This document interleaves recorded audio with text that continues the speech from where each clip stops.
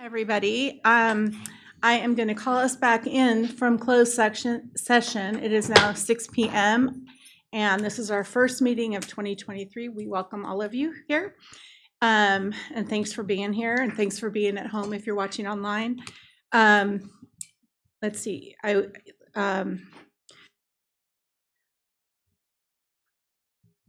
We have to report out on one thing regarding closed session. You're right. Members of the public, no. Sorry, this meeting is recorded for live streaming and archiving on the district YouTube channel.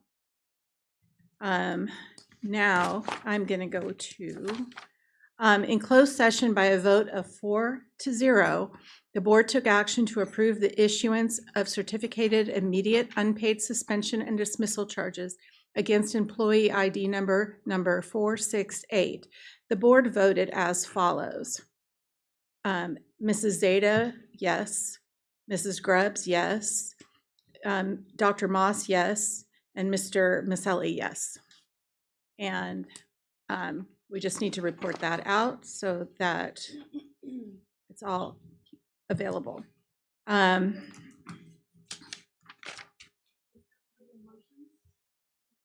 Yes. For CC, Mrs. Grubbs made the motion and Mark Maselli seconded it. Apologize. Okay. Now I'm going to invite everybody to stand and join me in the Pledge of Allegiance, please. Place your right hand over your heart. I pledge allegiance to the flag of the United States of America and to the republic for which it stands, one nation, under God, indivisible, with liberty and justice for all.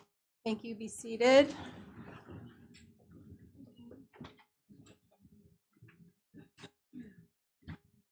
Okay. Do I have a motion to approve the agenda as written? I move that we approve the agenda as written. And I'll second it. Thank you. Roll call, please.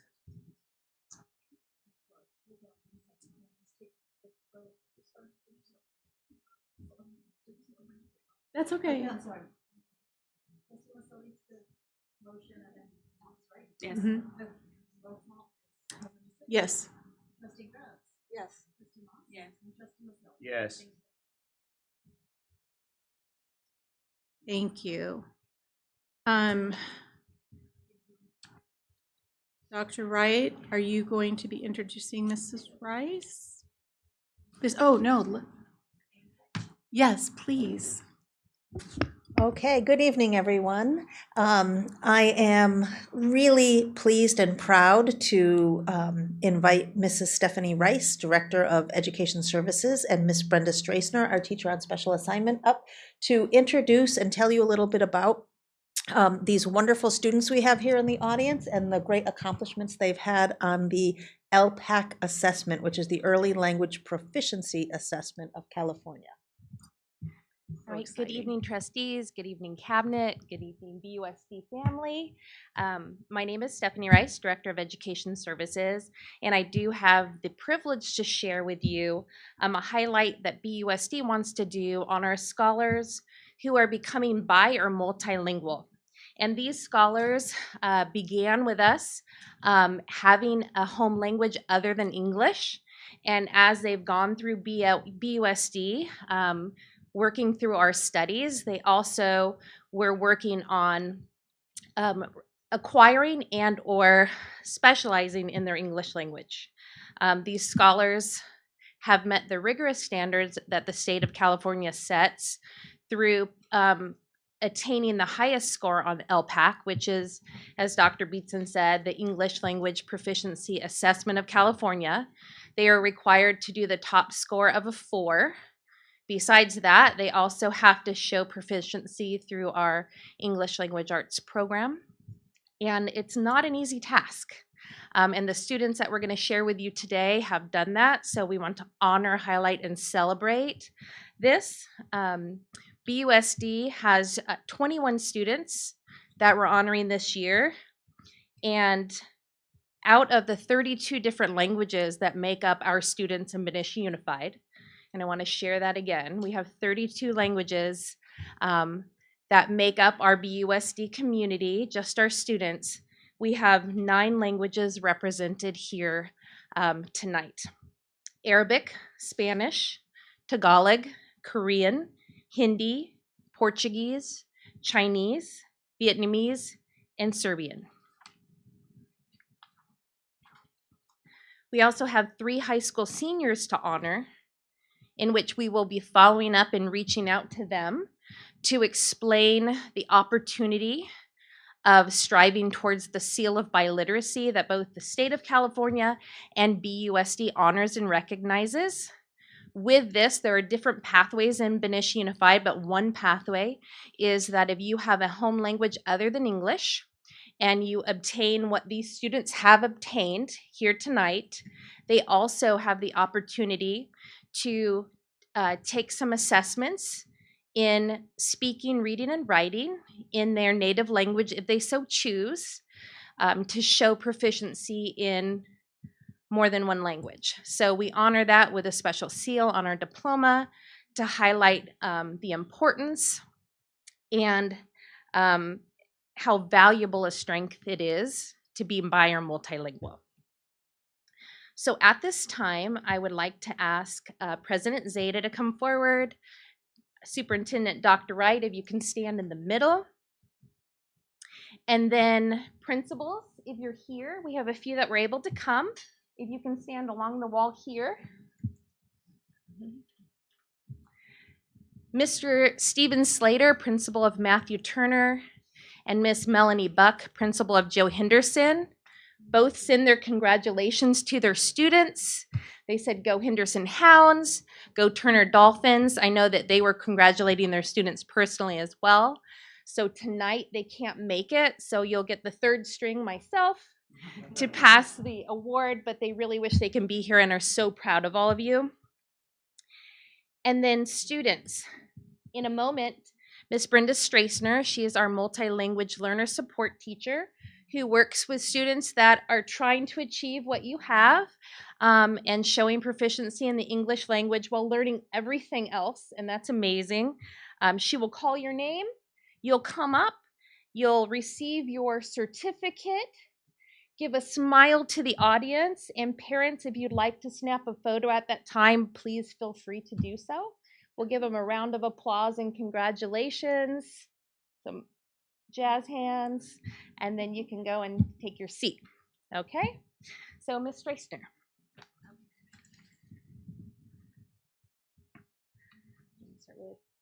I'm going to start with DHS. Oh, but I'm breaking things. Got it? Yep. Yeah, it's okay. Okay, this water is now going over. Okay. So before I begin with reading names, I know when I was reaching out with phone calls today, I used a little of my Spanish, so I'm going to use a little here. Mucho gusto a las familias que están aquí esta noche. Okay, I'll look that way, and that's right. Porque yo sé que esta es parte de su noche muy ocupada. Muchas gracias de estar contigo con nosotros. Y estudiantes, cuando decimos su nombre, por favor de venir enfrente, recibe su certificado y familia si quieren tomar una foto. Okay.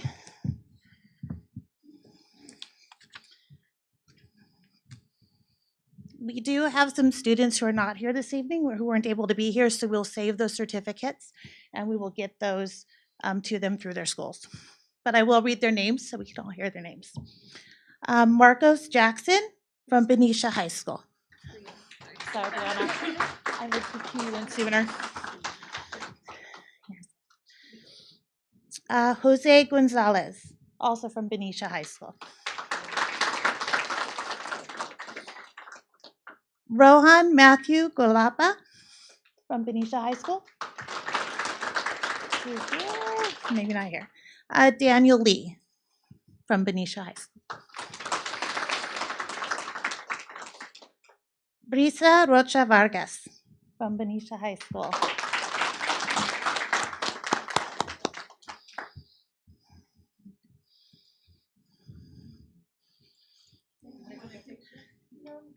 Okay. Okay. Let me try that again. Italo Salcedo Caseda from Benicia High School.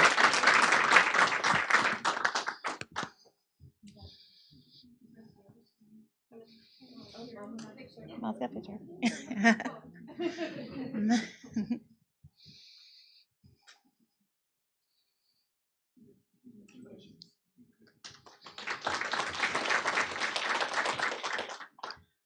Alejandra Aritia Abrego, Benicia High School.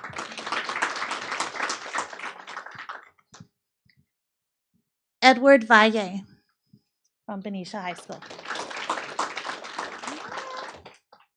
Omar Ali from Benicia High School. Rudrashka Kati from Benicia High School.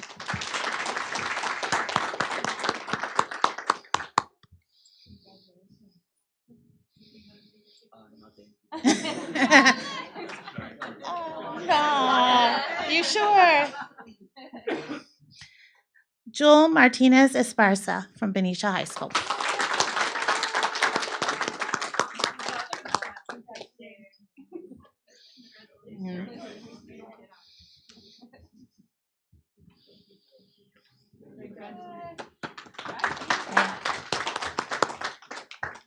From Benicia Middle School.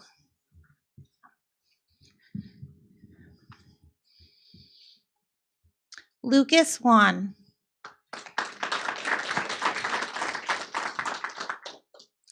Genesis Ceron.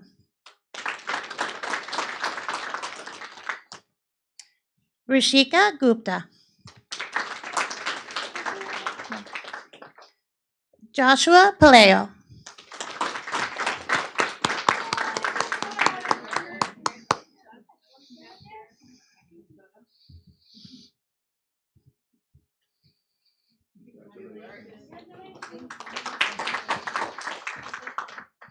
Jao Enrique Wilhelms.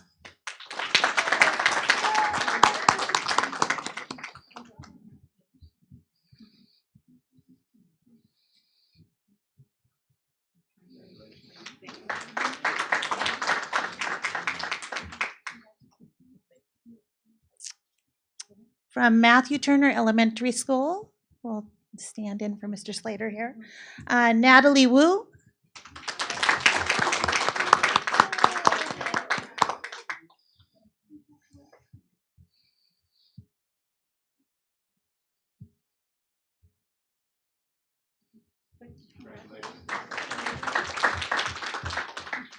Layla Hodge.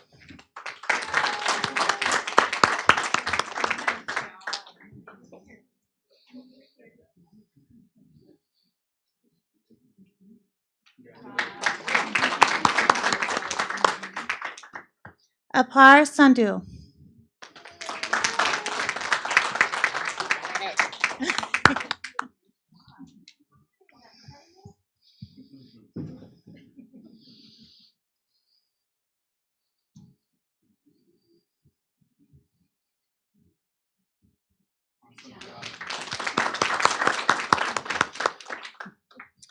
From Joe Henderson Elementary, Milan Kujerski.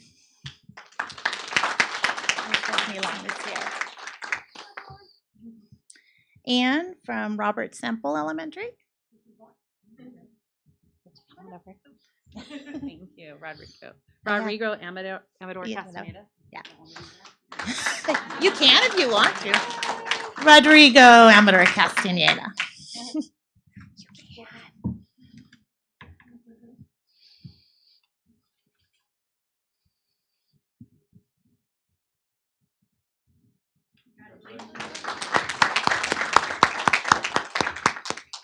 And I know students and families have a long night. Thank you for coming. You are certainly free to go. If you'd like to stay, I'm sure you can stay, but that is our part of our ceremony.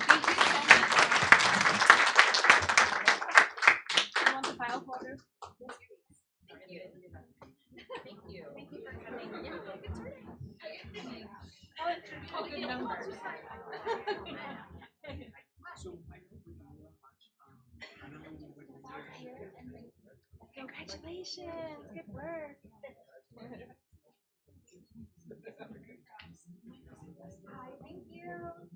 Thank you, Mrs. Rice, and thank you, students and families, for being here to celebrate your children or your families.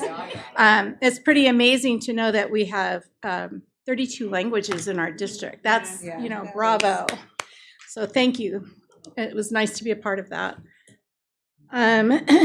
Now we're going to move on to our reports, and I'm going to go to Navia Avalos from Liberty High School. Welcome. Everybody who's still here, yeah. Good evening, President Zeta, Superintendent Dr. Wright, fellow trustees, and cabinet members. Happy New Year to everybody, and Merry Christmas. Christmas also passed. We have several new students that have transferred to our school, and we want to welcome them to the Liberty High School family. We want to give a big congratulations to early grads, and we have 14 that have graduated early, and we wish them the best of luck. It's a lot. We are excited to announce that over 20 students have signed up for Solano Community College classes. We are creating a quiet learning space for students to attend their online college classes. We want to thank our counselor, Celeste Sexton, for working with Solano and creating enrollment workshops. Several students participated in an Earn a Bike program sponsored by Trips for Kids. This program provides educational biking programs for youth in the Bay Area. They encourage healthy lifestyles, self-discovery, and a connection with nature. Liberty High students, along with Mr. Nelson, were featured in their educational video and will be receiving their new bikes in March. Lastly, in the spirit of Martin Luther King Jr. and his call of service, we want to acknowledge the hard work of the S Club. They have been volunteering in the community and in our campus's neighborhood in efforts to learn about giving back to others. They adopted a family for the holidays and are planning to give back event for the spring. On behalf of Liberty High School, thank you. Thank you, Navia. Yeah, that's all wonderful. Wonderful. Those graduates early. So good. Now, Brianna Biniak, the ASB president of the high school, Benicia High School. All right. Good evening, President Zeta, Superintendent Dr. Wright, fellow trustees, and cabinet members. My name is Brianna Biniak. I'm the ASB president, and my name is Jinjin, the Benicia vice president. Sorry, Jinjin, I didn't mean to not include you. I thought you were maybe separating it out. Sorry. Completely okay. Tag team, you're on. Last few weeks was a back-to-school transition to all students. Our senior sweatshirts have arrived, and we have been passing them out since then. Spring sports like softball, boys volleyball, and more are starting up this week, and we are currently preparing for the next winter dance as well as the BHS variety show, which we'll be hosting next month.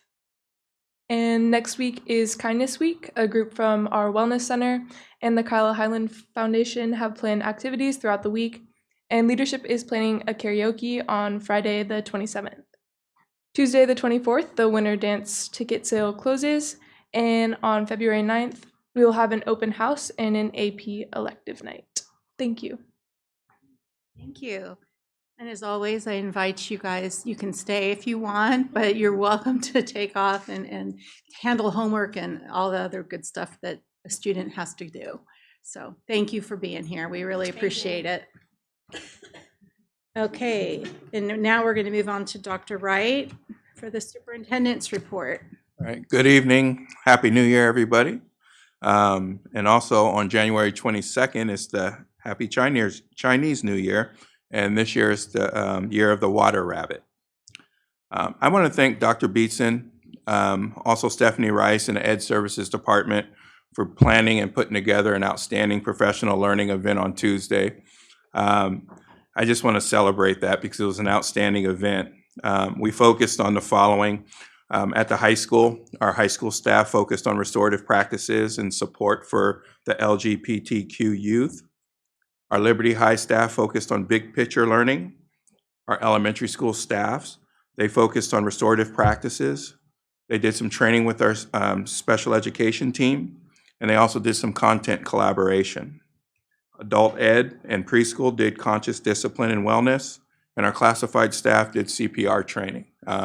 Pretty tough to put on these events and to have a variety that fit the needs of the entire district. It's amazing. I'm still in awe on how you put that together, so thank you very much for that. Also, I want to recognize Kim Lewis, who's doing an outstanding job at Liberty High School. We know she's doing an outstanding job, and I think organizations across the state are now recognizing that because they're tapping into her expertise to do presentations at conferences. She is going to present at Reaching at Promise Students Association in February, and then she will present at the California Continuation Education Association in April. So, yeah. So we're definitely supporting her, and we love what she's doing with our Liberty High School. And I am scheduled to attend a superintendent symposium next week, so I can get my professional learning as well. I'm looking forward to engaging in professional learnings with colleagues across the state, so I can come back and share some of my learnings with the team and continue to move the district forward. Thank you. Thank you. That's a wonderful report. And now we go to board reports. For myself, I don't really have anything to report out because it's been holidays and such. But does anybody else have anything? I don't have anything major, but or reports, so to speak. But I do have a presentation that was delivered to the district on behalf of Senator Bill Dodd for former trustee Ferrucci for her service. So I'm sure that's in her hands now. But I just wanted to let everybody know that we did get it from the state. It's a really beautiful resolution.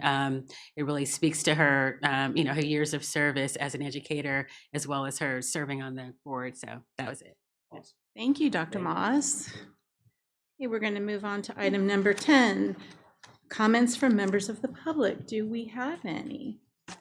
Okay, I'm going to read the highlight in any case, just so people know what it is.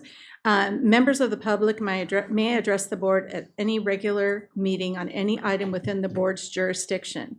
Speaker cards, where am I? Sorry. Speaker cards are available on the entrance table. Please note the item you wish to speak to and submit a card to the board secretary. The board president will then call it open session general comments during the public comment item. Comments for items on the agenda will be called during a specific item. Comments are limited to no more than 3 minutes per speaker, or the board may limit the total time to 20 minutes per item with the timer displayed on the monitor. By law, no action may be taken on any item raised during the public comment period, and matters may be referred to staff for placement on a future agenda of the governing board. Please be reminded to keep your comments respectful, as students may be watching the board meeting. Thank you. So since we have no public comments, we're going to move on to item 11. This is the consent calendar. Background information on these items is provided to the board prior to the meeting. A common motion takes place without discussion on a roll call vote unless discussion of items is requested by the board member or members. So is there a motion to accept the consent calendar as written? I move that we accept the consent calendar as written. Thank you. Do I have a second? I'll second. Thank you. Roll call, please. President Seda? Yes. Trustee Grubbs? Yes. Trustee Moss? Yes. And Trustee Maselli? Yes. Thank you. Thank you all. Next is item 12, presentations and communication informational items. Dr. Wright, you're up first here. Okay. Good evening, President Zeta, trustees, BUSD team. Happy New Year again. Benicia is a special place, and we're a district that's really committed to education. And while obtaining diplomas, degrees, and certificates are important, arming students with knowledge and teaching the students the process of acquiring knowledge so that they can fish for life is the most important gift that we can give. I firmly believe that education is the answer. Doesn't matter what question you're posing, doesn't matter what issues you're tackling, the solution lies in education, teaching, mentoring, and learning.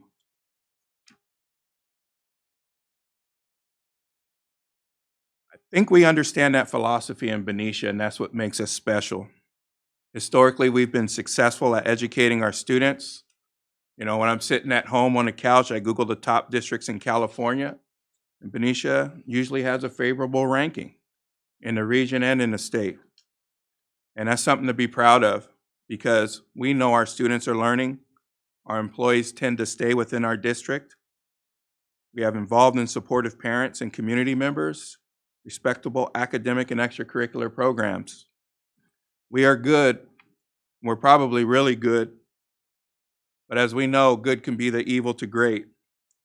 Looking from the inside out, we know that there's plenty of room for improvement. I know that, our staff knows that, and our stakeholders shared that during the listening and learning meetings. It's going to be amazing what we achieve when we're firing on all cylinders. During my first 100 days, there was a sense of optimism. Everybody was ready for change. Coming out of the pandemic, and that was a clear sign that we were invested in the betterment of this organization. So during the fall semester, I listened and I learned. I facilitated over 30 formal meetings with stakeholders, which included parents, staff members, and students. I had informal discussions, observations, just to understand their perceptions within our school community and to make sure that I learned our systems. The process was always about constructive feedback and improvement. I just wanted to learn and feel the energy from our school community. So during the listening and learning campaign, I asked 3 questions. What's working well within BUSD? What are areas of growth? And what are some of the ideas that we need to leverage? Now, there's too much data to share this evening. We compiled well over 70 pages of notes, but I'm just going to provide you a snapshot, just a quick overview, and know that I have those notes and I will reference the data strategically as we move our practices forward. So what was working well? When I asked what was working well within the district, it was clear we had a lot to celebrate. The people within our district are our greatest assets. The sense of community we have, the positive relationships we've established, and the emotional and physical safe spaces that we create makes us special. I want to share a couple of quotes. We have highly qualified and dedicated staff that work tirelessly to serve the needs of our students and families.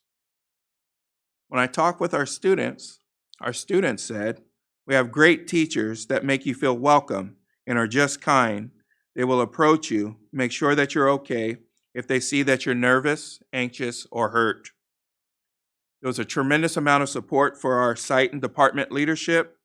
In fact, there wasn't a department or job classification that went unrecognized. There was support for the vision in our programs. People appreciated the fact that we had a vision on focusing on a whole child and cultivating good human beings. There was a great deal of support for our mental health programs.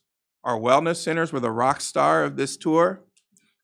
We had elementary advocacy for our elementary counseling programs and also acknowledgement for our community partners with our teen centers. There was support for our vision for equity, athletics, music, and art. And Liberty High School, literally, are providing hope to our students and saving the lives of students who had difficulty fitting in to the comprehensive school setting. We're doing a lot of things well, but of course there's plenty of room for improvement. We have the major components in place to thrive. We just need to dig a little bit deeper and connect the pieces of that puzzle. I put the data into 5 categories or buckets. In the detail, I will share with our administrators when I meet with them one-to-one. The first bucket, systems and communications. Our stakeholders shared frustration with the lack of systems and accountability and consistency from some of our administrators. We're missing documented protocols, procedural manuals that are easily accessible, and that can make things frustrating during your daily operations. It's no surprise that we spent a great deal of time discussing communication because communication fosters trust. To build trust, communication has to be honest and direct, clear and concise, predictable, and continuous.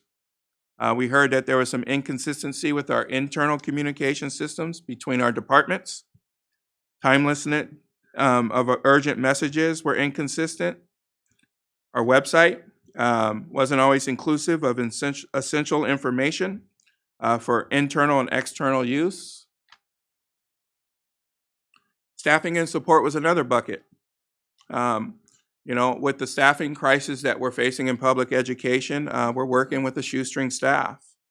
We've had difficulty filling SPED teachers and support staff throughout the year. Campus supervisors and noon duty supervisors were tough to fill this year. Attracting and maintaining substitute was a challenge, even though we raised the pay rate. There was an interest in diversifying our staff, supporting our elementary principals as they're spending a lot of their time putting out fires that didn't exist before the pandemic. How do we train and develop our staff? Personalized professional learning opportunities. I think we did a good job on Tuesday. Productive and consistent professional learning and collaboration meetings. And how do we cultivate our leaders? When we see talent on our campuses and our staff, how are we growing them so that we create a pipeline directly into our administration? Facilities and safety. We did an outstanding job upgrading our facilities with Measure S funds, but we need to do more. Renovations, upgrades, and adding new structures so that we create spaces that create equitable programs at all school sites. Completing the construction from our facilities master plans, particularly at Farmer, which is underway, and the plan that we have for Simple. Additional gender-neutral restrooms for changing areas, and how do we control the traffic for pickup and drop-off? Curriculum and programs is a bucket that we're going to spend a lot of time on because we're in the business of educating our students, revisiting curriculum and programs for standards alignment, providing opportunities for real-world learning, setting high expectations for all students, making sure that we're focusing on art programs, robotics, and coding, additional after-school programs, particularly at the middle school level, and looking at our grading practices. Mr. Phillips and I met with our parents of students with special needs, and inclusion and communication was a topic of conversation. I know the communication piece Mr. Phillips will address in a little bit, but inclusion, making sure our students with special needs are included in all programs on our campuses, and making sure that our staff is trained to deal with it as well. We have a lot of work to do, a mountain to climb, but it's clear that we have the desire to get there. We have a vision committed to educating the whole child. We have a talented and dedicated staff, involved community, inquisitive students that want to perform. We have solid programs, a healthy budget, and a Board of Education that cares about children and staff. So when asked what's the vision for BUSD, without hesitation, I can look you in the eye and tell you that I want to be the best district in the state. I don't want to be second. I don't want to be top 5. I don't want to be top 10. We have to shoot for number 1 and set the bar high. I was a former athlete. I never entered a football season saying that, hey, coach, I hope we end up in 3rd place. I hope we end up top 10. It's to win the championship, and that's what we're aiming to do. Because if we set our sights any lower than that, we're limiting our potential. And being number 1 isn't just about ego. It's knowing that we are delivering practices that are excellent and that we're providing outstanding services for our students and our community. That's what this is about. Others are looking for us for guidance and best practice, and our student, staff, and organization is thriving because everyone is excelling. But in order for BUSD to achieve this goal, we're going to have to shift our approach to our work from everyone in our organization and those that support us. We don't need the next bright, shiny toy or gimmicks to get where we're going. The answer lies in our daily practices, which mirror our beliefs, and we're going to sharpen our skills. We've already committed to the We Believe statement, the ideal graduate, our equity statement, first best instruction. Those are our reference guides. They're not just words on a page, it's what we believe at our core. We're going to make them present, we're going to live, we're going to breathe, and we're going to practice them. We've committed to our LCAP goals: equity, SEL, literacy, and STEAM. We will chip away at the goals one day at a time. The change that we're seeking starts at the district office. We are a small district by number, but not by ability. We need to shift our mindsets and create protocols and operate systematically. We're located in the Bay Area, which is the 4th largest market in the world. That's our competition, and we will respond accordingly. The district office has a responsibility to set direction, culture, operating systems, and a system of accountability, and that falls on my shoulders. Culture is essential. We need our students and staff thriving, meaning that there's positive energy floating throughout the district, there's a high morale, there's an expectation of candor in conversations for formative feedback and improvement. We're collaborating. Students and staff are curious and seeking growth and eager to support others in their growth. We're operating as one team. We're no longer saying the district this or the district that, because we all recognize that we are all the district and a reflection of it. We're going to continue engaging our community and strengthening our relationship through continuous dialogue and communication forums. Our approach to instruction will be outstanding. Students and staff will understand the components of first best instruction. We will invest in what works, what moves the needle to obtain more than 1 year's growth in 1 year's time. Hattie's work, starting with teacher efficacy. That's a shared belief that through collective action, we can positively influence students' outcomes, including those who are disengaged or disadvantaged. That's the most impactful approach. Definition of insanity is to do the same thing over and over again and expecting a different outcome. So we're going to start taking action and move our district forward in unison. And to reach this potential, again, we're going to raise the bar, and we're going to raise the bar high. It's not going to happen overnight, but on Tuesday, we took our first step in talking with staff. Over the spring semester, administrators will develop an action plan to address each area of need learned from this listening and learning tour. We had our first meeting with administrators yesterday at the admin council meeting. We had a nice, healthy, candid dialogue, followed by a series of individual meetings where I'll get into the details so that we can create the action plan and address each area of need. Our district and site leaders will engage their leadership team to ensure that they're part of the decision-making process, and we're going to document our procedures. Now, we've started some of this work prior to winter break. I reached out to the district office. As I said, this change starts with the district office, and we heard a lot of feedback about our systems. So each department within our district office will present a draft of their policy and procedure manual in April. They'll finalize it in May, and as a district, we will publish it and we'll be ready to go by the following year, and that's every department. We've also had some additional discussion at the cabinet level. We've been exploring a new website. The website is the window to your organization. When they Google Benicia Unified School District, they're going to see an awesome website. And when they start clicking the links in there, it's going to have information that's going to be valuable both internally and externally.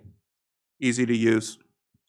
We've talked a little bit about electronic evaluation system and paperless routing systems for workflow efficiency. Now, sometimes we scan and we send it, or we send it through inter-district mail. There's no systematic way that we do things. Districts, I don't know, several years ago have gone paperless, and it's been very efficient. So we're going to look at that. And I think we also have an obligation to reduce our paper use. So we are looking at paperless routing systems for our work. We talked about our goal is always to make sure that every position is filled on day one. And if they're not filled, we can at least explain and document everything that we did to get it done, and it won't be for lack of effort. Dr. Gill is already putting together a recruitment fair. We will travel in Northern California. Chico usually has a pretty good one. UC Davis, Sac State, Stanislaus, East Bay, Sonoma State. So those are some of the fairs that we're looking at attending. But from my experience, you usually get the most traction from hosting your own fairs. And Mr. Phillips is no stranger to that because we used to do that together in a previous life. We're gonna host a certificated recruiting fair, but we're also gonna host a classified recruitment fair as well because it's important to make sure that we get our support staff in place. I do want to acknowledge Benicia High School as we talk about communications through this tour, communication about athletics and how that process works. How do you use the facilities during the off season? Those were all things that came up. And under Principal Kleinschmidt, Craig Holden, they didn't hesitate. They're offering what we call seasonal coaches meetings and also seasonal parent meetings. And the first one will be this month for spring sports. And then when you enter fall sports, they'll have the same meeting and the same thing for the winter. And they're going to go over all the protocols, all the processes, so that everybody is getting a consistent message. I also want to acknowledge Benicia High School as we talk about inclusion with our special needs students.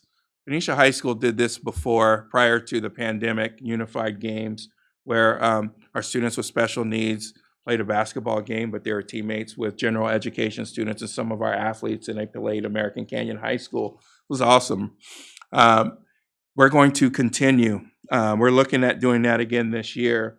When I was down in CSBA, there was a district down in Southern California, and they also did the unified games, but they had a league, and then they went beyond athletics. Then they had a system in including students into the school by using general education students to serve as their mentor buddy. And we're going to reach back out to Marietta and see if we can sit down and have a conversation, because as we spoke with our parents, that was the number one concern that came up. And if there's already a blueprint out there, we don't need to reinvent the wheel. We can sit and talk with them and figure out how we can do that in Benicia. So that's underway as well. So those are just some of the exciting conversations that we're having. I understand people say, yeah, you guys talk, but no, this is going to be about action this year. Our community deserves to have the best possible school district and the best programs possible, and we're going to do everything that we can. We are committed to doing it. I'm encouraged and inspired by the commitment of our school community and the desire to transform our organization. The feedback that I've received during this process will help create a blueprint for success. I'm excited. I appreciate your time, and I look forward to moving forward with a purpose. Thank you. Thank you, Dr. Wright. That was, yes, it was. I'll speak on behalf of all of us, I think, how we're so glad to hear all this and see things happening. So it was a great report, and gosh, congratulations on 100 days. Oh, thank you. Thank you. All right, let me go back here. I'm going to now invite Mr. Steve Phillips up to discuss the items regarding SPED and the continuum of services. Welcome. Thank you very much, President Zeta. I'm going to slide across just for the remote quickly. Not a problem. That was really good.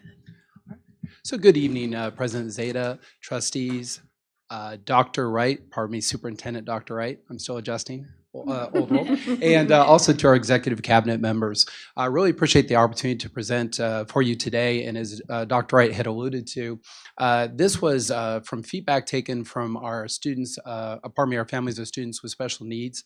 It was really important feedback. Essentially what we learned is there was some concern over understanding our current continuum of service, and even have a little bit of background in terms of why we changed our continuum of service for our students with special needs. So this presentation will speak directly to that.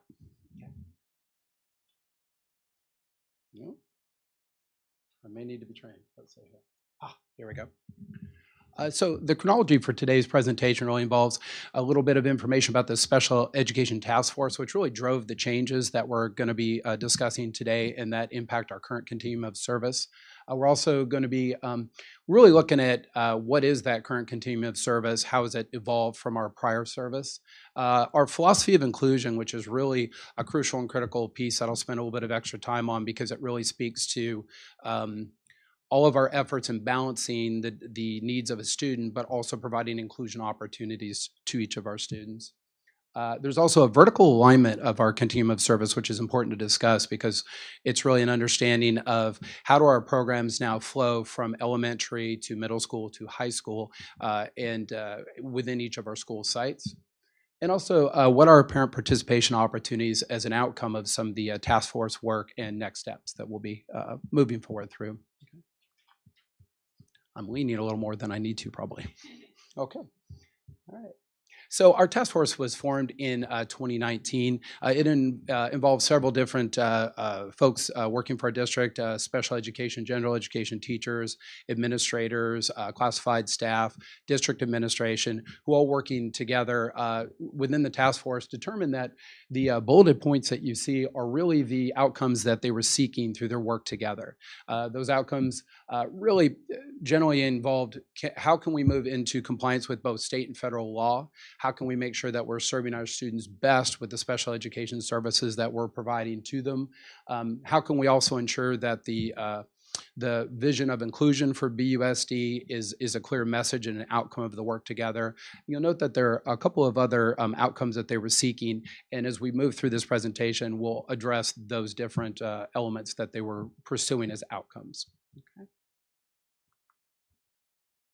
All right.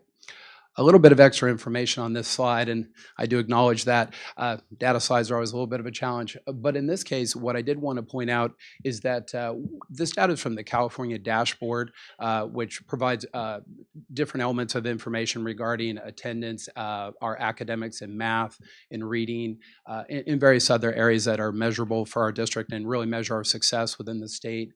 The first two slides indicate rates of progress in 2018 and 2019 under the dashboard, and they're specific to our students with special needs.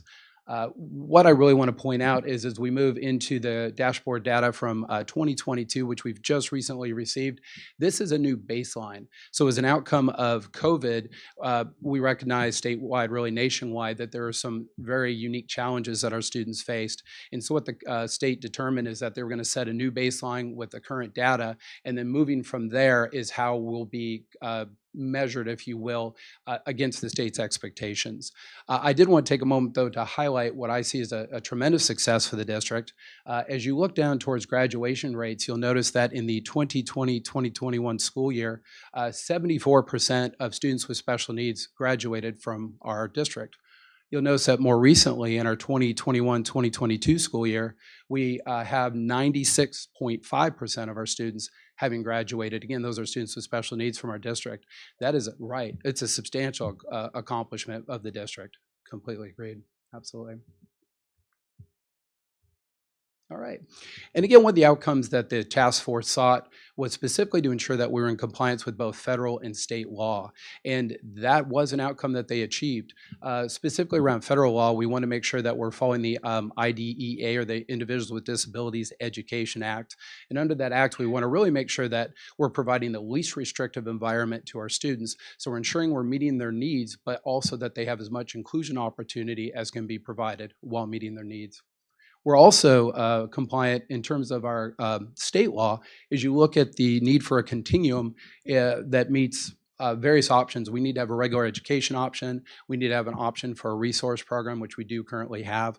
We also have to have options that are specific to students who need more support, and these are specialized programs that provide students that support where they're in a specialized academic program. So these are various elements of the Ed Code that we currently meet because of the changes that took place as an outcome, pardon me, of the work by our task force.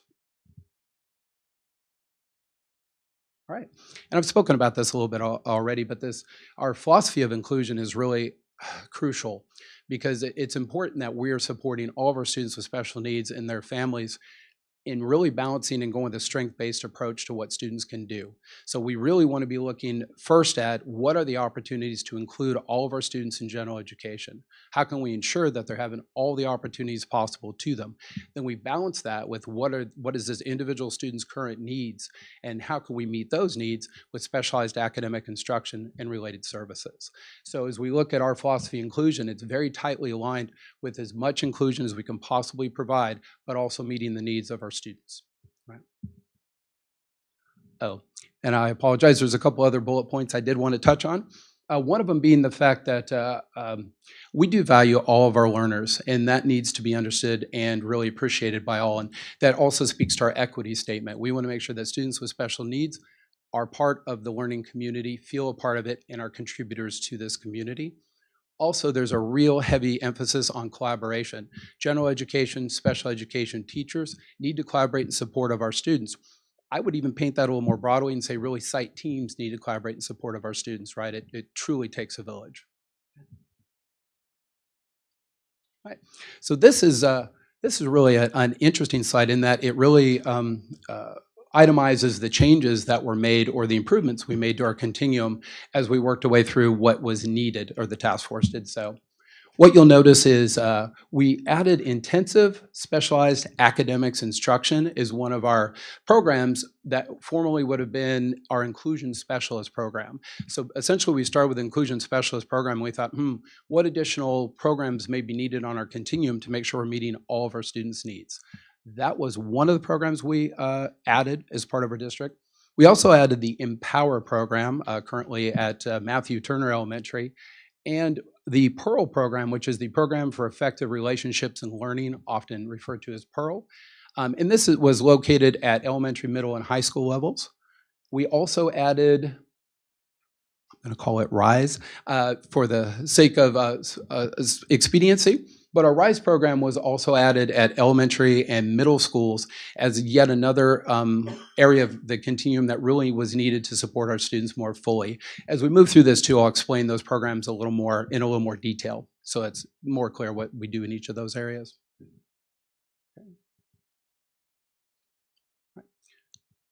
And I may have failed to add the word functional academics, and I apologize.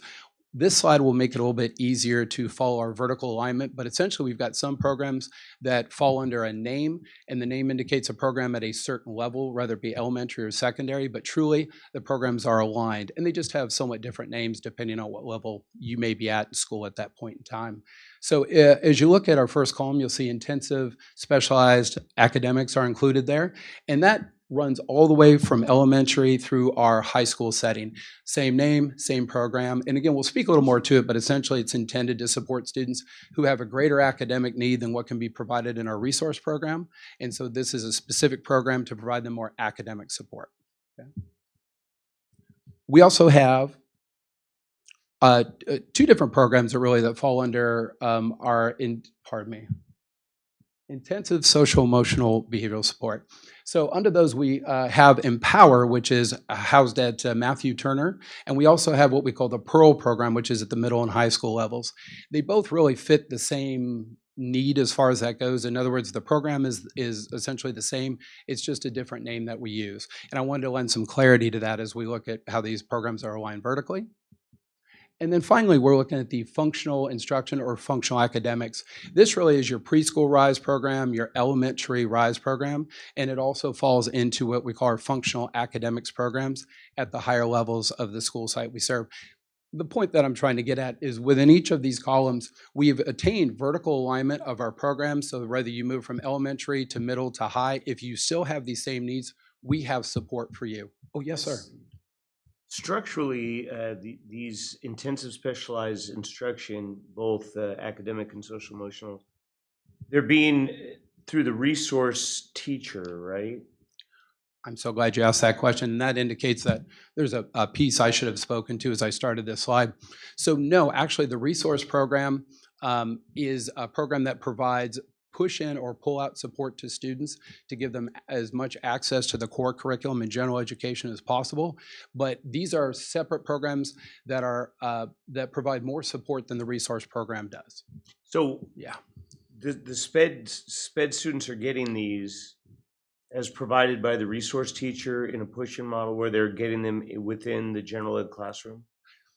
So if you, in looking at a resource program, and actually there's another slide I'll get to too, which will help. So if you imagine a continuum from the least supportive special Right. education program we provide right to the most supportive, you'll find the resource program is the furthest to the left. The least support is provided to those students along that continuum because they need the least. So our resource students are students who may be in for push in or pull out support for 30, 60 minutes, depending on their needs, perhaps more. And then they transition for most of their day to a general education classroom. Each of these programs are for students with more need. So generally speaking, they're in the program for a greater period of time because they need more support before they're able to transition to their inclusion programs. So they might be in a sped class, like a special day, and then they go for some general ed. I'm just trying to understand the structure. Oh, I'm so glad you asked. Absolutely. So irregardless of which program a student participates in, we look for full inclusion opportunities for all of our students.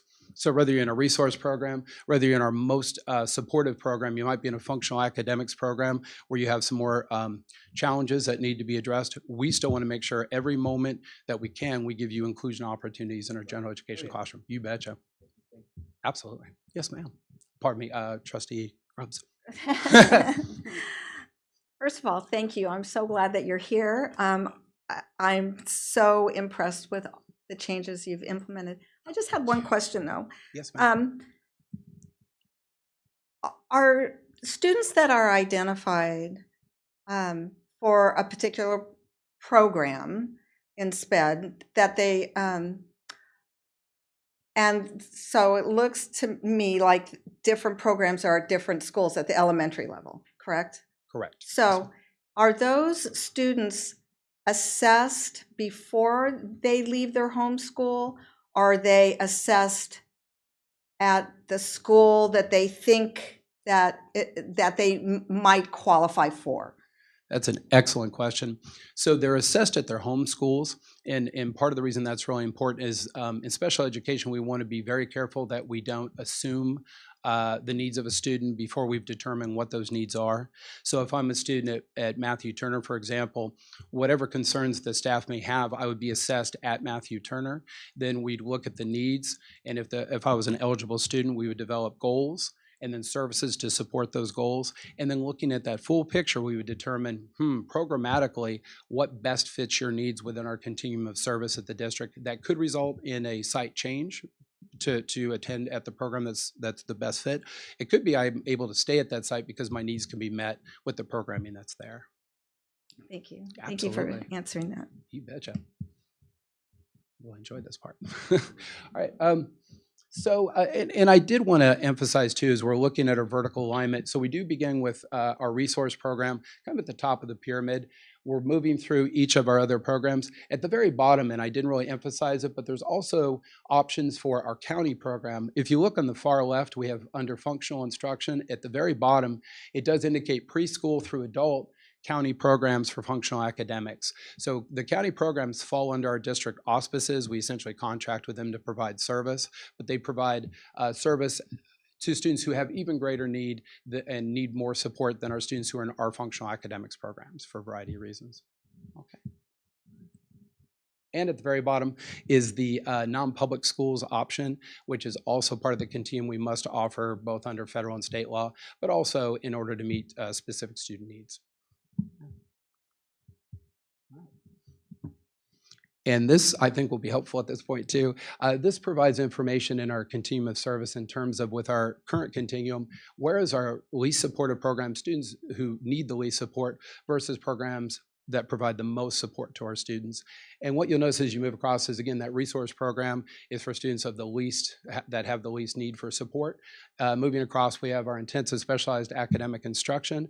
We also have our Empower program and our Pearl programs. The reason I have one posted on top and one directly below is essentially those are similar in terms of need, but the needs are different. So the support provided for intensive academics really is around the academic aspects, students who are really struggling academically, and resource isn't enough to meet their needs. If you're looking at the Empower program or Pearl program, these are programs that provide behavioral, social, emotional support to students and meet those needs to give them better access to their general education classrooms. Okay. And then again, we'd spoken a little bit about this, but moving across that continuum to more support, looking at our RISE program, moving across to our functional academics through the county, and then finally our non-public schools, then it would be our programs of most support for our students. All right. And we've touched on this some, and certainly I can kind of summarize this a bit, but in terms of a resource program, it provides provides service for students who have the least need among students who have special education services. And it provides both push in and pull out models, which really the intent is not only to meet the goals that are within the IEP, which is always the case, but also to provide students with learning that gives them access to core curriculum, helps them be more successful in the general education classroom. All right. And then I'd spoken about the intensive academics and the empower programs. And both of those are essentially what we would call SDC classes. They're classes where students may spend more of their time within that setting than they do in the general education setting. But again, it's very student dependent, student specific. And as students show us over time that they have the ability to spend more and more time in gen ed and to have that inclusion opportunity, we increase that time. All right.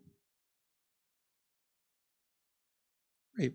And then, and again, I've spoken to the functional academics piece a little bit too, but just an indication. So functional academics actually is a lot of what it sounds. So the intent is to give students the functional ability to manage hygiene, to be functional in a classroom. And as students get older, as you move up in the high school level, students will have opportunities to go shopping and find items within a grocery store that they need.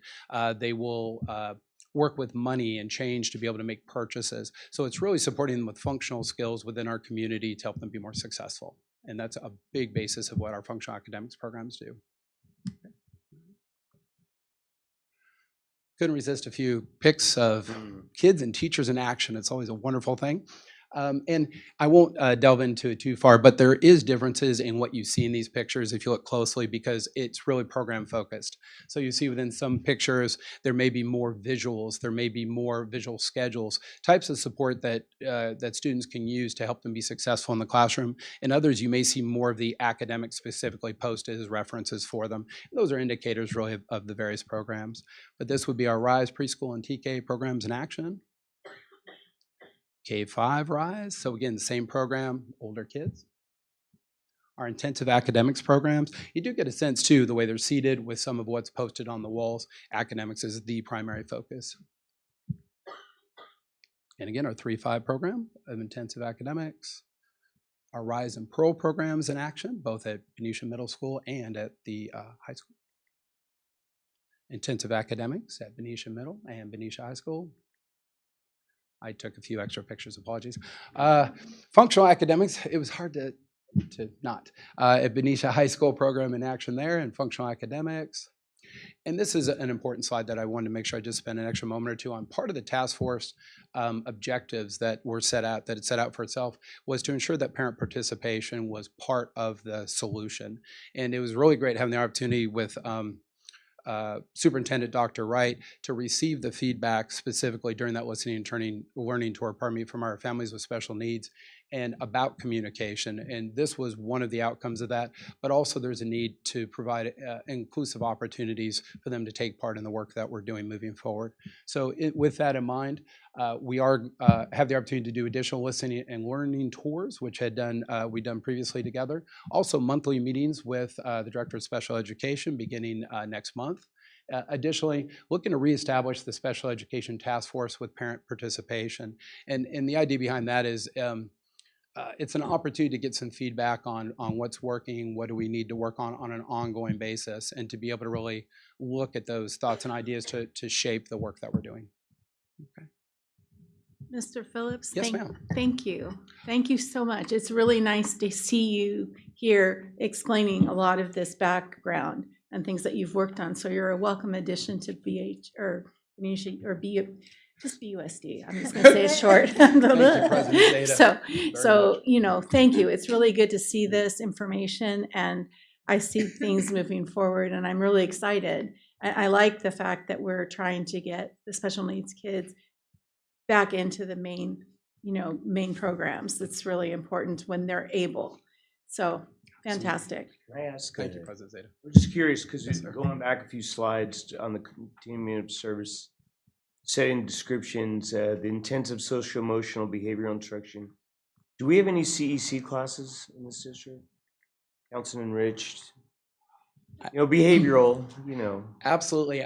I'm glad you asked. I was just curious if I didn't know if we did or not. Yeah, it's a super question because I very recently took an IEP from an outside district where counseling and enriched services were part of what had been done. We do embed services within our programs, behavioral services, counseling services, depending on which program it is. Certainly in our Pearl program, we're embedding behavioral supports and also counseling support. Having said that, though, I don't see it's completely aligned with CEC because of the wraparound supports that they provide, where they're really pulling in even community outside of the school as part of the service supports they're providing. So I'd say we're on the path and we have some of those elements, but not completely. We don't have any behavioral classes, i.e., kids, because I teach over in Pittsburgh, and there are kids that just behaviorally cannot make it in the general ed population, so they're in, used to be SED, but now, so we don't really have that here, or? We actually do. Again, I'm really glad you asked that clarifying question. No, it's good because it lets me know to You refine brought my up, I was like, presentation. yeah, I've always wondered that, if Yeah. we had those classes.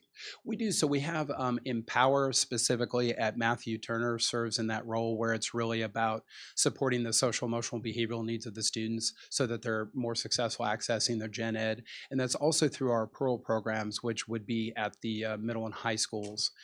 You're absolutely right. And they're geared specifically to provide support to students who are having behavioral challenges and need those small setting, greater staff to student ratios to build those skill sets so they can be successful in gen ed. Absolutely. Yeah, thank you for asking. You bet. Thank you for the opportunity. We're switching the baton here, Passing huh? the clicker. We're moving on to item 12C, the California Dashboard Data Update. Dr. Beatson. Excellent. Thank you, President Zeta, trustees, cabinet, my colleagues here. That's going to be hard to follow, especially with the data presentation, but I'll make it quick. We haven't had the California dashboard for a couple of years, so if you remember the California dashboard, which is linked on the slides in the title there, if you want to actually go to the dashboard, it's an online tool put out by the State Department. It helps us know how we're doing in our different required priority areas. So those are graduation rates, how did we do on our academic state testing, suspension rates, chronic absenteeism, and so forth. For the past couple of years, all of that was paused due to COVID. This year, the requirement and the accountability tool came back, and this is last year's data. So the dashboard just got released right before break, and but it is showing last year's data. And if you remember, way back before COVID, I would present our data and it would always be status, how did we do, and change. Did we grow or did we decline? And remember, that's the measurement of the state.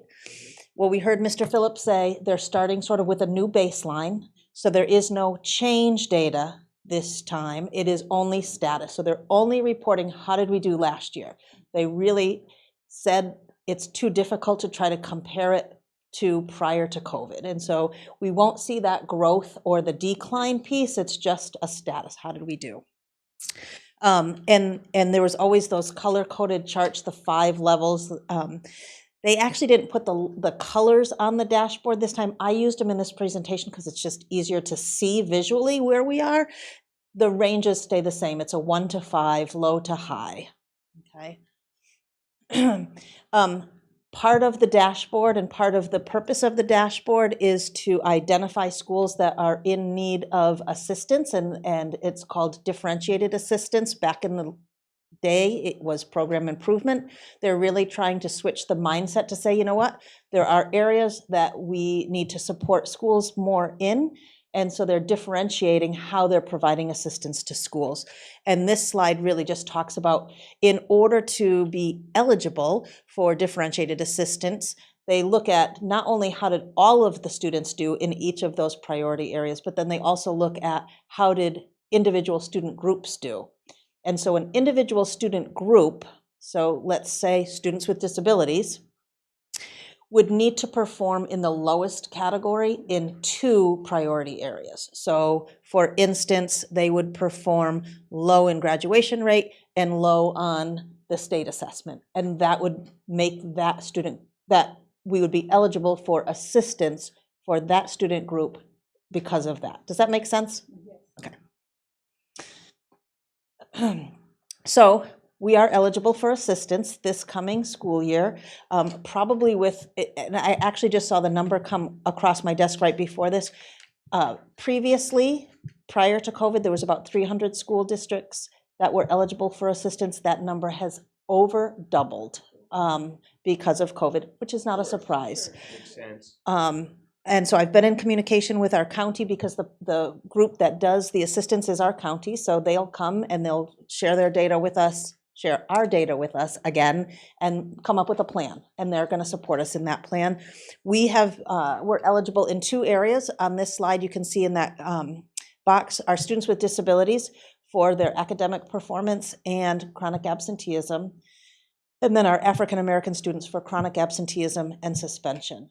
Chronic absenteeism is, I think it's probably national. I've only really looked at California data, but across the state superintendent has just launched a whole, I don't know if task force is the right word, but a whole focus on chronic absenteeism across the state because it has risen into the 30%. Oh, yeah. And we're having a lot of conversation about that. We're right there with everyone. We thought students we were ready to go and everybody was going to be back. COVID's still here. You know, lots of stuff so there's lots of things to unpack around why we're struggling to get students back. So as a district, those are going to be areas of focus for us. The others, you can see on this slide, I've listed the other school sites. They don't get individual eligible for assistance, but I did want to call out some areas of focus for each of the school sites. So those will be areas that we'll work with our admin team on looking at.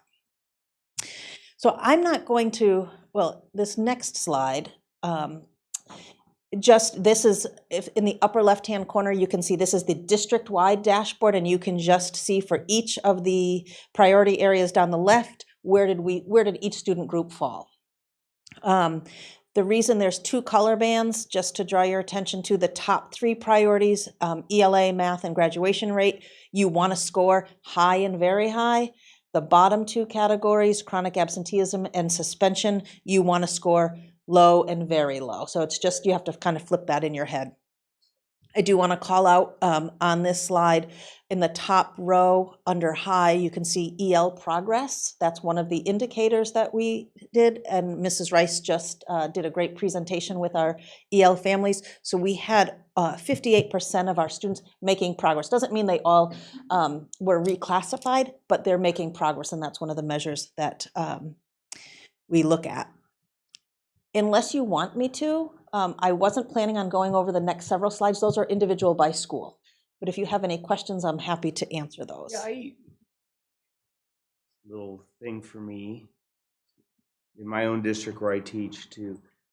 When they have suspension rate and very, in the red, which is bad, we won't discuss. What is the state's goal? I mean, 3.4% does not seem that bad to me. Suspend at least 1 day.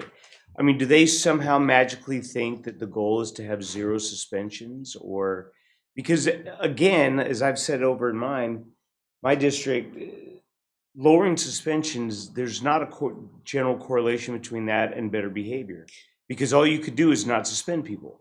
Right. So they do look at restorative practices. That's one of the things that Dr. Wright mentioned that we're starting to look at is what other, they call it alternatives to suspension, because the other correlation is the suspension doesn't necessarily work. It removes the student for a day, doesn't necessarily change behavior. So there needs to be a consequence. but then how do we also teach students to do something different? I don't know that it's a 0% goal. I've never seen that. I was just curious if they have because that's a lot lower than, the district I'm in. And I'm like, what do they expect? Right. It's, Well, yeah, like you said, you have to have some consequence. Right. There has to be something to change behavior. Right. But they know that suspension doesn't necessarily change behavior, but if it's a more of a logical, like a restorative, so if the simplistic way I think of it is you break it, you fix it. If you destroy property at school, instead of sending you home for the day, maybe you're after school or on a Saturday school or something, and you're coming back and helping to restore what you did. And so that they're hoping that it helps change behavior because of that. The other thing to note on the suspension rate, and it's true for chronic absenteeism for many of these, some of our numbers of students in that student group is low. So if you have only 2, One. and chronic absentee in there, we don't get it for 2, that's an exaggeration, but I get when we the have concept. lower numbers and those students are absent or one of those students has gotten suspended, that's going to shift how we do in these categories based on that. And the suspension rate is based on the percentage of students suspended at least one day. So they don't count, if you were suspended over and over and over again, you count once in that suspension rate, if that makes sense. Which is Okay. better test. Yep. Any other questions on this data? Okay, so I'm going to skip through. These are just all up in the left-hand corner. You can see which school site those are. The other area, I have to remember to click it on this one so I can see it, that we need to take a really close look at is participation rate. So while it's not a priority area that we are held accountable for in the same way, we are held accountable for how many students actually take the statewide assessment in English language arts and math. The state has set a goal that 95% of our students take that assessment. And there's a major calculation, that second bullet down there, on what happens when we fall below. Basically, if we have only 90% of our students take the assessment, those extra 5% of students that didn't take it automatically, through this calculation, receive the lowest score. And that changed. It used to be that they bumped you back 1 from how they performed. So if you performed in the green, they would assign you a yellow. But now they're assigning you the lowest category. So that really affects our performance. And what you're going to see on these next 2 slides are the student groups. And again, everything is measured for all students and then every student group. And what you'll see on these next 2 slides, this one's for ELA, the next one is math, they're pretty similar. We have many areas where we fell below 95%, which adds to a lower, right. Does that make sense? Yeah. So those are areas we're going to look at, and we're going to do some outreach with parents, let them know about this assessment, why it's important, how we can use that data to help their children. We'll talk to staff, we'll talk to administrators, and we'll dig into that a little bit more and do a campaign, because this is a reason we shouldn't be getting lower scores. The state's forcing you to sell the test to the parents to say, oh, you really want your kid to, because they're, rating us on how, the percent. And so this, I already talked about this slide a little bit. We will be in differentiated assistance for those 2 student groups, for chronic absenteeism and academics for special ed, and chronic absenteeism and suspension for our African American students. So we'll have a meeting with our county counterparts. They'll come out and meet with a large team here. We'll make a plan on how we want to learn more about what the issue is and do something about it. And then the last one just has a bunch of other resources if you're so inclined. Any questions? Okay. No questions. Thank you, Thank Dr. you very much. Beetson. Yes. So next year, we should get a comparison then. Yes. Okay. Back to the norm. Okay, so we're going to move on to item 12D.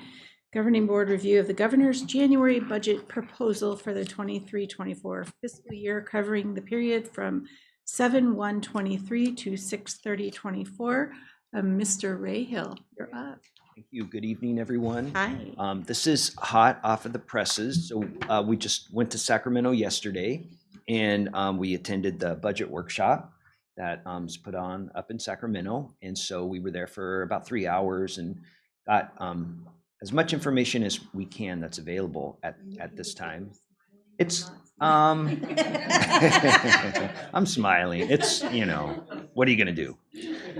And so there's two summarized attachments in your packet tonight because it is hot off the press. We take this information and start applying it to our district. And what School Services of California they've done is they've revised, they used to have a trifold pocket budget, and they revised it to make it more of a graphic on this page here, but it includes most of the information they had before. And so some of the big themes that you can take away with from this pocket budget on the left upper corner there is they're starting to paint the picture of the state's economy and the state's revenue with that downward arrow. And they're starting to experience decreases and facing some shortfalls over the year. One of the things that they have done over the past several years is they've built up the reserve that the state has at that level with the Prop 98 reserve. So that's a good thing. That would be a smile. Yes. So to be used for schools in troubling times. So even though you have that downward arrow with the state economy and the state revenues, fortunately, the state does have some reserves that they can tap into to help us get through some tough times. So we will be watching that closely with the governor's proposal. So here we are in January. This kicks off our 6-month process. So we'll come back in that first meeting in June, our only meeting in June, and ask you to review and approve our local budget. And so, but it takes several months to put that all together and talk with all the different partners. And so, but the governor, we got to start somewhere. So his proposal, this is not a smile, this is a frown, where it says mid-year cut, which doesn't happen. It doesn't happen a lot, but he is proposing to do a mid-year cut with some of the one-time funds that are already in the current 22-23 year. We already have that. We are either have some of it and are scheduled to get more, or we won't be getting it based on his proposal. So if his proposal gets passed, then it would take about $900,000 of our one-time funds. Now, those one-time funds were coming to us this year, and what we were doing this year is we're spending down our carryovers. So any one-time funds we were getting this year, that was going to help us into the future to continue kind of our one-time or our 3-year rolling plan with the LCAP. So what Dr. Beatson and I need to do is sit down, crunch some numbers again, because the last time we talked to you, we said, based on the one-time funds we're getting, we're able to continue doing everything in the LCAP that we have. But if we wanted to prioritize or do something different, we'd have to take a closer look. With this proposal, we just need to sit down and see if there are other funding sources or other grants that could maybe backfill it. So that is what the governor is proposing. It has to go through a lot of steps, a lot of legislation to see if it actually ends up in the final budget. And part of the reason we think he's proposing this cut to one-time funds for art and music, and it's really discretionary. They call it art, music, and instructional and discretionary, but you could spend it on any one-time school need, is because we think he's targeting that amount because the voters of California, they just approved Prop 28, which is art and music designated, not discretionary. But so those funds are coming to us, and he can't take those away because those are voter approved. And so we have just started the process of reaching out to the school sites. Dr. Beatson has drafted some surveys for our students and our staff and our families to see what they may or may not be interested in regards to art, music, VAPA type programs. This Prop 28 art and music funding that just got approved by the voters, 80% of it needs to be spent on staffing, certificated and or classified staff. So if we look at it and use most of it for staffing, it could provide like 4 to 5 positions in our art, music, VAPA type programs. So, all kinds of different types of things. So we're excited to kind of dive into that and see what we might bring back to you guys for review and for your input as well. So the governor is proposing to take away some one-time funds, but the people of California have, yeah. So in the middle towards the bottom there, we're just reminded of our local control funding formula, which continues. The governor is also proposing $300 million to apply an equity multiplier to school districts in California. Unfortunately for the Benicia School District, we would not qualify for that equity multiplier because we don't have those high percentages of our populations in the free lunch program. We don't have the 90% or the 85%. We're closer to all of our schools are, they're a different range. They can range from 20 up into the low 40s or high 30s, some of our schools, but definitely not at the 90 or 85%. So unfortunately, we would not get any of those if that proposal came through. In the bottom left corner, programs unchanged by the governor. ELOP, after school care, continues, a lot of funds there. Universal TK continues under the same rules. So if all things goes as projected, we may be adding 2 additional TK classes next year. So that's exciting. Free meals for all is proposed to continue. We would not get any additional home to school transportation. There's a plan requirement, so we'll probably be bringing back a plan that describes what we provide for our students, which is basically in the special education program to those that qualify. So there's those. And then in the bottom right-hand corner, I guess this would be a smile, is our cost of living adjustment. So at the 23-24, his proposal at 8.13%. So that's a nice size percentage increase that he is proposing to apply to our LCFF. So more to come on that. We'll see how that sticks, if that really sticks with the state economy and other things that go into putting that together. The other attachment in the board packet, it identifies 3 additional categorical funding, 3 additional new programs. And the first one is funding for literacy coaches and reading specialists. So we don't have any details on that one. It's $250 million for all of the school districts in California. We have no idea what that means to us, but we'll be looking closely for more information on literacy coaches and reading specialists. The middle one is for 12th grade cultural enrichment. This is an interesting one. I haven't seen this come forward in the past, but it's about $100 million. It's one time for 12th graders, opportunities to visit museums, theater performances, or participate in enrichment activities. So that'll be probably a fun thing to do.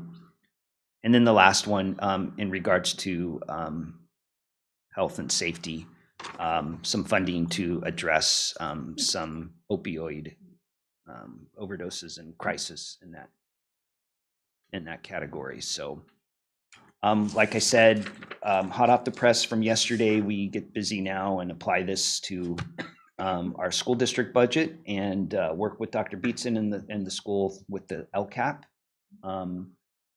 El Capitans in the community and bring those forward. And then also we'll be bringing back the multi-year plan in regards to how this proposed mid-year cut may or may not affect us. Can I ask theoretically, revenues down, how do they afford an 8.13% COLA for next year? Is there something I'm missing?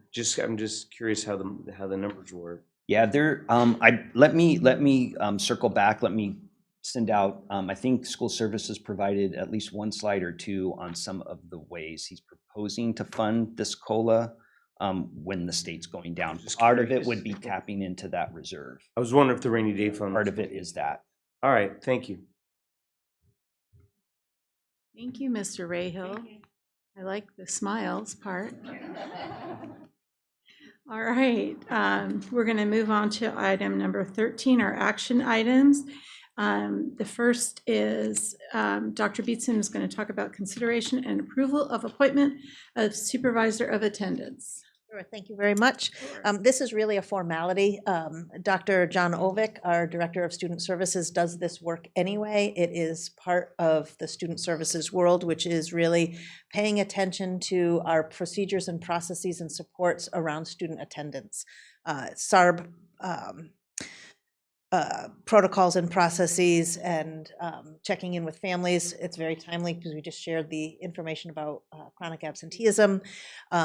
So we're supposed to appoint someone to be the overseer of that, make sure our processes and policies and supports are in place and reasonable and working. And then we send that information to the county who provides him some training. And so this is really a formality. My request is to approve the recommendation to have Dr. Ovick be our supervisor of attendance. Thank you. Can I get a motion? I move that we approve the appointment of John Ovick as supervisor of attendance. Thank you. Is there a second? Yes, I'll second it. Thank you. Can we get a roll call, please? President Seda. Yes. Trustee Grubbs. Yes. Trustee Moss. And Trustee Maselli. Yes. Thank you. Thank you. Item 13B, consideration and approval of the adoption of curriculum for the AP World Language Spanish courses. Mrs. Rice, you're up again. Start at the beginning and you're here towards the end. Thanks Good for evening being again. here. You're welcome.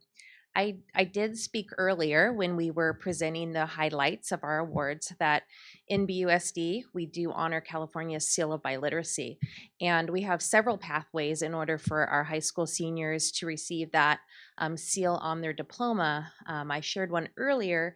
Another pathway is that they are proficient in their English courses and they take 4 years of another language. Pass some exams, show proficiency, etc., and they also can apply for the Seal of Biliteracy on their diploma. So tonight I'm bringing forth new curriculum for our World Language AP Spanish course. The curriculum was reviewed and piloted by our Spanish department at Benicia High School and also involving Liberty High School.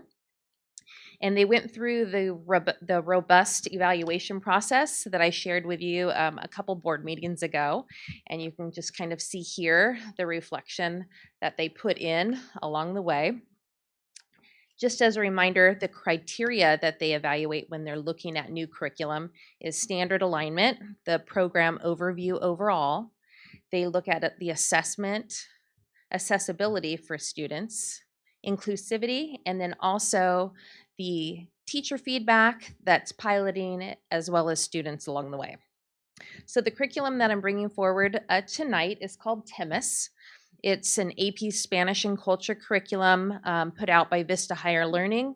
That's the same company that we adopted our French curriculum, if you remember, at the end of last school year. I won't go through all of this, but in a summary, the highlights of this curriculum was that it was very engaging. It was high level and rigorous while promoting critical thinking. They have real life scenarios. The students are watching videos, podcasts. They are creating emails in Spanish. There's differentiation portions where students can get remediation as well as choose to go deeper in their studies, such as doing research reports in the different countries that they're studying, while showing their proficiency in the Spanish language. I was highly impressed of the rigor that our students are exposed to and get the opportunity to become bi or multilingual through our school district. They made sure that it followed the 6 thematic structures that our AP Spanish and Culture exam covers. It also covers all of the different question types in the AP exam. We know it's not all about the assessment as it is learning the language, but when you choose to take an AP course and get that college credit, we need to make sure that our curriculum to the T is preparing our students for that exam. And this curriculum got all high marks on all of those areas. It's all full of conversation, whether or not they're talking in small groups, one-on-one, and also there's recordings where they listen to the Spanish language, they can record themselves and hear themselves, so it's very interactive. So I'm bringing forth tonight, out of respect for our high school teachers and their hard work, the recommendation to you to consider the adoption of the Spanish World Language Curriculum, TIMIS. Do you have any questions for me? Anybody have any questions? Okay, thank you. Can I get a motion, please? I'll move to approve the adoption of TEMIS for AP language, world languages, Spanish courses as presented. And I'll second it. Thank you. Roll call, please. President Seda? Yes. Trustee Grubbs? Yes. Trustee Moss? Yes. And Trustee Maselli? Yes. Thank you. Thank you. Thank you. again. Okay, our final for the night is, I'm going to introduce again Mr. Ray Hill. He's got some more good stuff to talk to us about. The auditor's report, financial performance bond audit, et cetera, et cetera. So I'm not going to read all that. So thank you. Yeah, great. Thank you. Good evening again. And we have tonight for your action to review and approve both the district audit, and then we're also required to have a separate audit for our school facility bond program. So both of those have been audited. We have Jesse Joel from James Marta CPAs with us, and he has a short presentation. Both of the audits, in the auditor's opinion, do present fairly our financial statements for both the district and the bond program. And yeah, we'll let Mr. Dole highlight some of the items from both audits. Thank you, Tim. Good evening, everyone. So I bring smiles, okay. So as Tim just mentioned, we do have a clean audit. So that's all smiles. This is not working. Is it aside? That's okay. Great. Here we go. So we got a couple communications in front of you. We have the governance letter. That's the communication from the auditor to the board. Basically talks about the scope of the audit, what we're engaged to do, and then it kind of summarizes how the audit went, if there's any change in accounting principle, any new policies, and so forth, if there's any difficulties with the audit, and so forth. So basically, you didn't hear from us, and that's good news, because we only bring up anything that's not good news. Okay, so that's something to be smiling about. We have a couple different audit opinions. We have the overall financial audit opinion, which is unmodified. So that's free of material misstatements in conformity with the appropriate accounting standards, and it's fairly presented as of June 30th, 2022.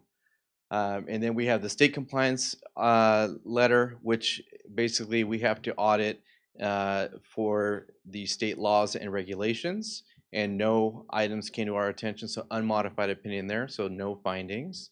And then we have a federal compliance audit. So anytime an entity receives 750,000 or more in federal funding, it triggers what they call a single audit, so federal compliance audit.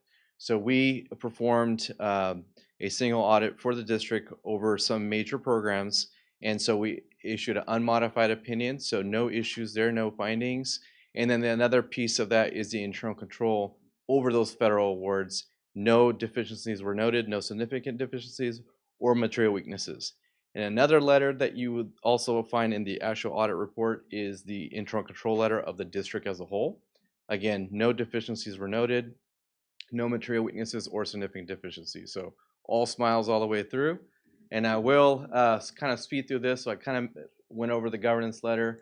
The other thing that we mentioned here is the consultation. So we didn't have any other communications with any outside parties.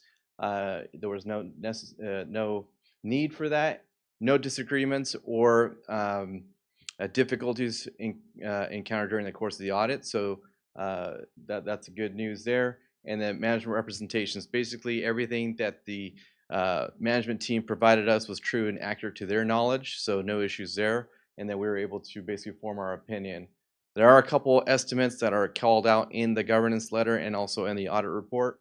So we have the net pension liability, net OPEB liability, and then the collectability of receivables. So on the OPEB and pension, we relied on actuarial valuations. And so we did look at their assumptions. We agreed and felt that they're reasonable. So we helped the district recognize those liabilities on the financials. And then we were okay with management's collectability of receivables. So no issues there. So everything that you have in the audit reports in front of you are fairly stated, no issues. And then if you wanted to see where the audit opinion is, pages 1 through 3. And then what I would recommend you guys read is the management discussion and analysis. That's pages 4 through 9. That's the Cliff Note summary. If you don't want to read the entire 80+ page report, read that. And then Tim also does presentations to you guys to let you know what's going on. So it's kind of summarized in there as well. So a couple highlights for the from the MD&A.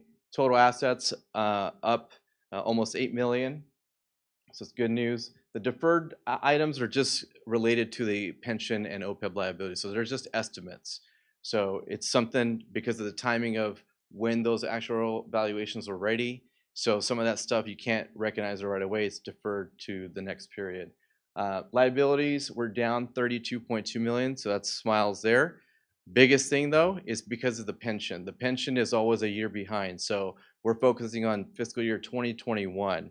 So if you think about the markets in 2021, the economy was, it rebounded from the pandemic.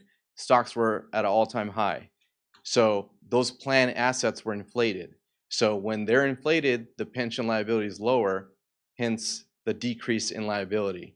Now, when we are going into fiscal year 23, you're going to be looking at fiscal year 22 information. Now, expect the opposite. Okay, because that leads me to the next point. Net position is up 25.3 million. So it took us from a negative net position to a positive net position, which is very good news. However, next year, it's probably going to go the opposite way. So just wanted to plant that seed so you guys know. But again, this is just an estimate. At the end of the day, we have no control over that. It's just the state's unfunded liability. We all have to take our proportionate share. So the best thing that you guys should focus in on are just the governmental funds. And so when you look at that, Benicia is in a good situation. So I just wanted to point that out. And this is the actual summary statement of net position. So I kind of just highlighted the increase in assets there. And then you can see the deferreds and then the total liability in the red, how it decreased by 32 million. And then we ended with a positive net position. Summary statement of activities. This is like the income statement, if you will. You see that our revenues were up 16.4 million. Some of that was in regards to the SFP funding, the state school facilities and then we had refunding bond activity. And we had some one-time funding, but as Tim just mentioned, it's going to be going down. So that's the upside down smiley face. And then the net position, you can see the 25.7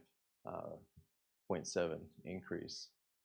So this is typically what you see as a district this size. And then most of the expenditures, about 80% is made up from instruction and pupil services, which is what you would see.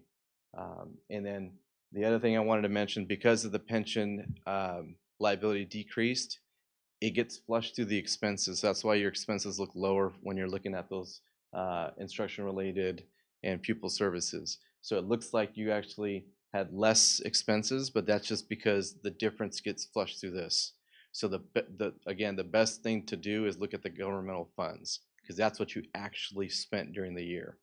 Okay, this is just where it brings the long-term items, the assets and the liabilities, so the facilities, that it all brings that together, because that's not on the fund financials. Now focusing on the general fund, this is where you can see most of the revenues from the LCFF, and then you have some federal and state funding as well. And then when you're looking at the general fund expenses, you can see most of it is from salaries and benefits, which is what you typically see. So I like to bring that up just in case when you're doing your budgeting process. And then the financial trends analysis is one of the last schedules in the actual audit report. I like to mention this is because you can see the last couple years and then the year of audit, which is the fiscal year 21-22. And so in the middle, when you see change in fund balance, you can see we've had 2 of the last 3 years were positive, but the year of audit with the general fund, we had a deficit there, and then we budgeted for a deficit of $702,000. So that's why I just wanted to bring that up. Just be mindful when you're doing the negotiations and stuff, because we have to be mindful what's on the horizon, because we are going to be dipping into that reserve. All in all, you can see that we are meeting our available reserve. So the minimum for the size of this district is 3%. So we've met that, and we budgeted to also meet that exactly by 3%. And then you can see the total liabilities. So last few years it was trending upwards, and then it had that decrease because of the pension. And then again, we don't have the data right now. The STIRS annual report just came out. We're waiting on the PERS, and then we'll be able to kind of share with you what the projection is going to be. You can see the last few years we've had a declining enrollment. So that's another factor in the LCFF funding formula, so be mindful of that as well. And then this is just a visual of the ADA. And so I led off with giving you all the good news. So again, clean audit all the way through. You can see no matters reported on the state laws, and then the internal control letter, and then the federal compliance on the right side. So unmodified opinion, no deficiencies, clean sweep all the way through. And so again, you have a good management team. Tim does a great job and his staff, so I wanted to thank him for all of his support and the staff support. With that, do you have any questions on the district audit results? Any questions? No? Yeah, okay. Well, I certainly appreciate you being here, and I like the smiles. I'm Yes. all about smiles. Yes. So thank you for the good news, and we'll be braced for what we need to do moving forward. Yes. And at the same time, thank you. Means things are working right, and you've got it under control, and we really appreciate that. Also, Mr. Rayhill. So thank you to you and the staff for keeping on top of it. So thank you. So you are welcome to. I have one more presentation. Oh, for the, I'm sorry. The bond I was audit. just like, okay, no worries. It's just more smiles. It's all good. Okay, All right? okay, good. All right. So this is the Measure S financial and performance audit. So I'm not going to get into all the details. You guys know that you're required to have this as long as you have the unspent funds. What I will do is mention that you have an unmodified opinion on the bond financial statements, so it's in compliance with the governmental auditing standards, and is fairly presented as of 6/30/2022.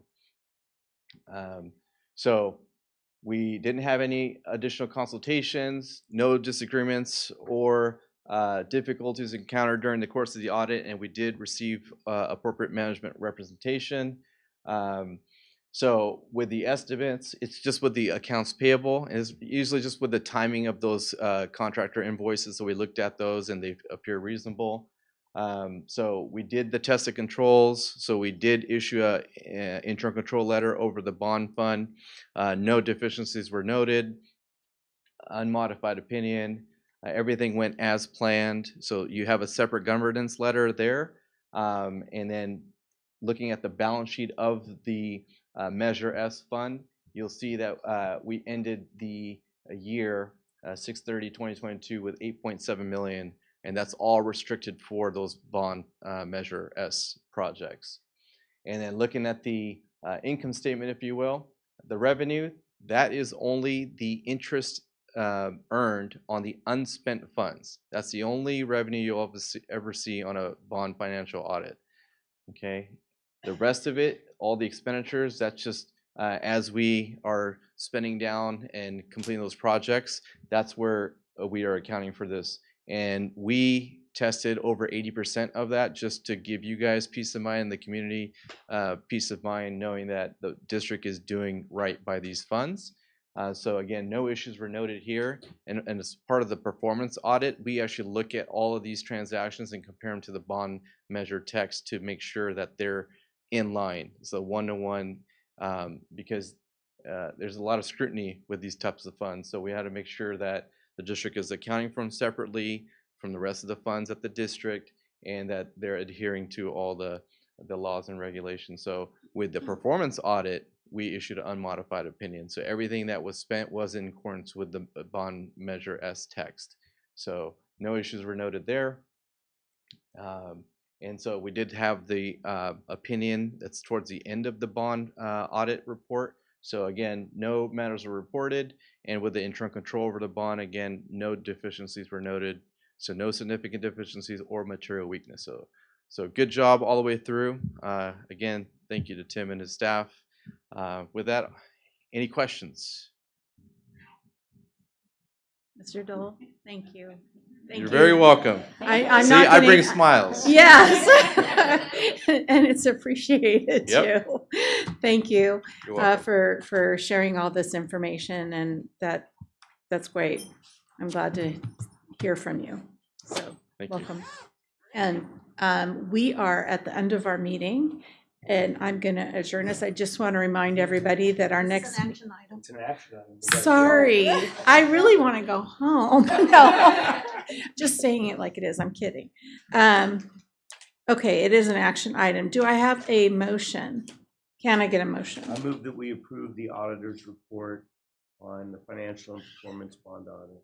Thank you. Is there a second? Thank you. I'm sorry. who was the second?